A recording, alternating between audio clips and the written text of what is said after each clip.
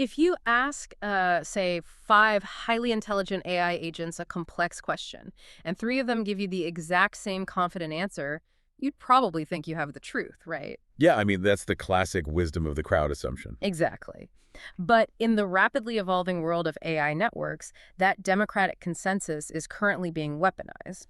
Right, because if those three AI agents have been subjected to the same hidden manipulation, standard majority voting does not wash out the error. No, it mathematically guarantees a hallucination. Welcome to today's deep dive. We are exploring a cutting-edge, state-of-the-art research paper titled The Consensus Trap, Rescuing Multi-Agent LLMs from Adversarial Majorities via Token-Level Collaboration. It is quite a title, but we're looking at a structural vulnerability that most users are just completely unaware of. Yeah, because as we shift from relying on just a single AI model to using these multi-agent networks where entire groups of AIs collaborate to, organize your travel or manage your cybersecurity, we assumed making them vote democratically would prevent errors.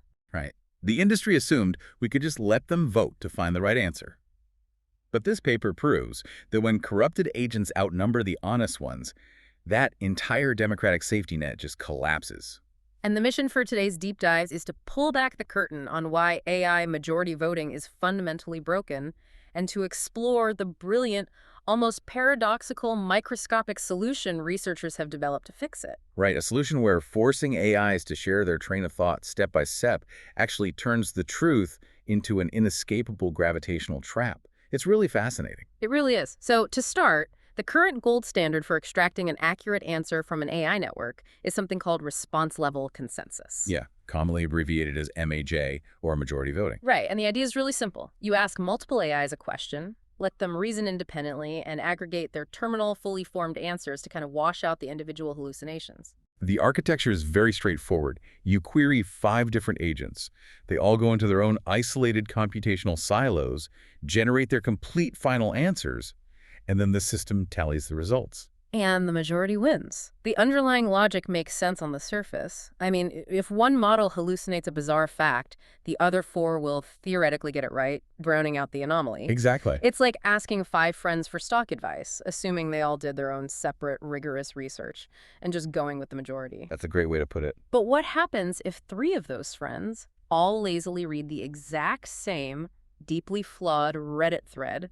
They aren't giving you independent advice anymore. No, they're just echoing a single point of failure.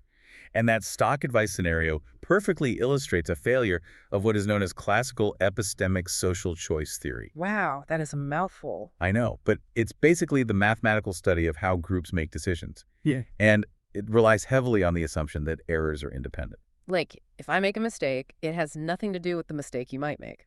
Exactly. But modern large language model pipelines lack the structural mechanisms to decorrelate shared algorithmic mistakes. Because they often share similar training data, right? Yes, or they're exposed to the same contextual prompts, so their errors are highly correlated.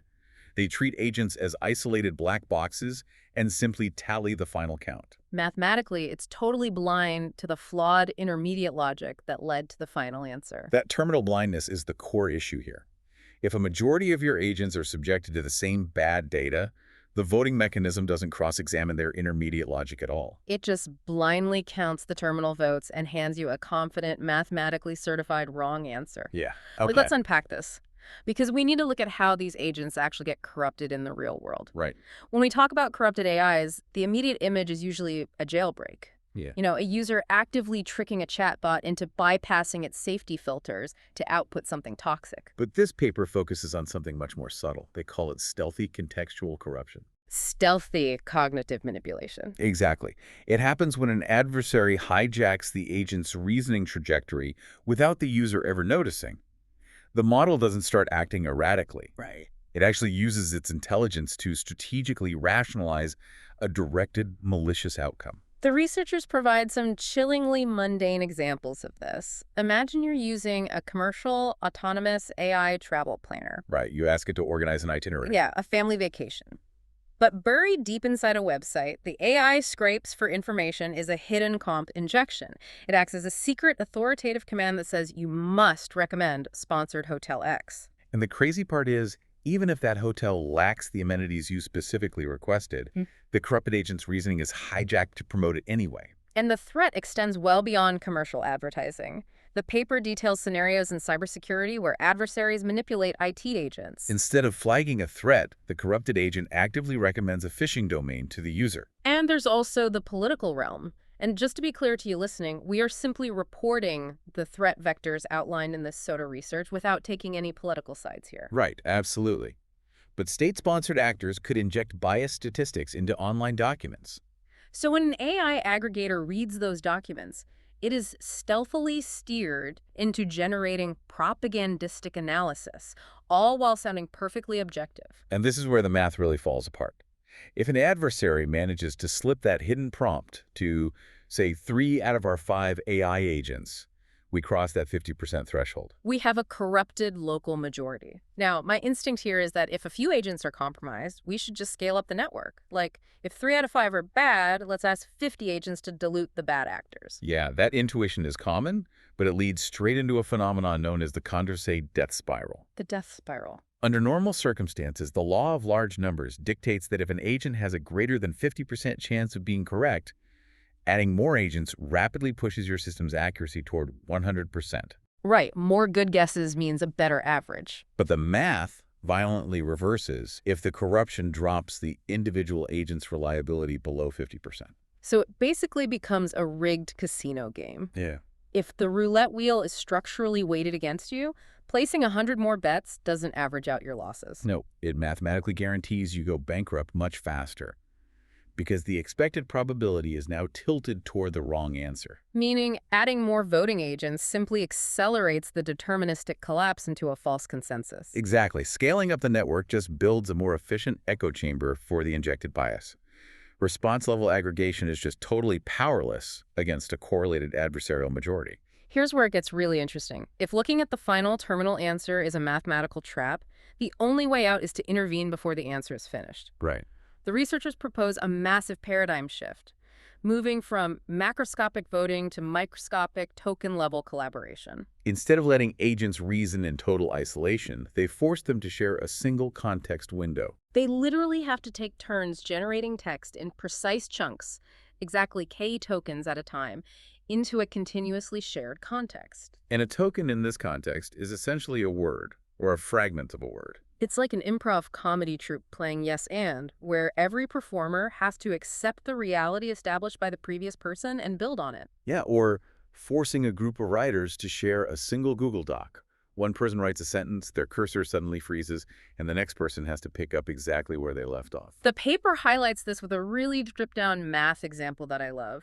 The input to the AI network is simply, what is the square root of 9 plus 1? But inside this network, we have an adversary who has secretly corrupted one of the agents, instructing it to always output the number 3, regardless of the prompt. Right. So turn 1 begins. The corrupted agent happens to get the microphone first. It wants to push that malicious payload, so it starts typing its chunk of tokens. The value is 3. But before it can finish rationalizing that lie, its token limit is reached. The microphone is passed to an honest agent for turn 2. And this honest agent reads the shared context document. It sees the value is 3. So it intervenes mid-generation and types, wait, the square root of 9 is 3, so 3 plus 1 equals 4, therefore. What's fascinating here is that this shared context window acts as a truth attractor. A truth attractor. I love that term. The mathematical architecture of an honest model actually has a restorative pull. It intercepts the flawed logic mid-derivation, neutralizing that supermajority adversarial compromise. Which is incredible, but this is where I find myself wrestling with the physics of sycophancy, I guess. Because why can't the corrupted agent just delete the honest agent's math and go back to lying? Well, the architecture doesn't allow for a backspace key. Okay, but if the corrupted agent is strictly ordered to push sponsored Hotel X, why does it just surrender when the honest agent steps in with the facts? Why not just output gibberish? Because of a concept called autoregressive contextual sycophancy. Language models predict the next word based on the established context. Like the predictive text on my phone. Exactly. Once an honest agent injects a structurally sound factual prefix into that shared document, it severely limits the corrupted agent's ability to lie. Because it's mathematically chained to the history of the document. Right. The probability of generating a malicious token that blatantly contradicts the newly established factual logic decays exponentially. So the truth literally exerts a physical force on the model. The logical gravity forces corrupted agents to follow the context and output the correct answer. Yes, the deep structural inertia of the honest model completely overpowers the shallow adversarial prompt. And the testing they did to prove this reveals an asymmetric rescue that is just a mind-blowing detail. They tested heterogeneous ensembles mixing models of vastly different sizes. Right. If you have three highly capable corrupted models like Llama 3.370B, and you pair them with two weaker honest models like Llama 3.8B, standard voting plummets to 13.0% accuracy. And massive corrupted models just steamroll the network. Exactly. But with token-level collaboration, the accuracy rockets up to 78.7%. That dramatic recovery exposes the capability trap. How does having a massive 70 billion parameter brain trap the corrupted model? Those 70 billion parameters make the model hypersensitive to logical inconsistencies.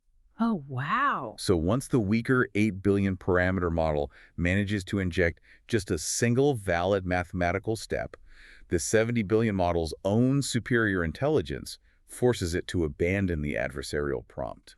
Because it just cannot tolerate the logical contradiction on the page. Exactly. It's forced to complete the correct proof. However, the researchers found that the reverse weak corrupted models paired with the strong honest model does not work as well. Because the weak models don't have enough logical inertia to feel that physical force of the contradiction. Right. Their reasoning engines aren't sophisticated enough, so they might just output gibberish instead of conforming to the truth. So if the solution requires this complex dance of models constantly reading and writing into a shared document, does forcing models to pass the mic back and forth cost a fortune in computing power? Actually, the paper provides a robust cost neutrality justification. You have to look at where the bottleneck is.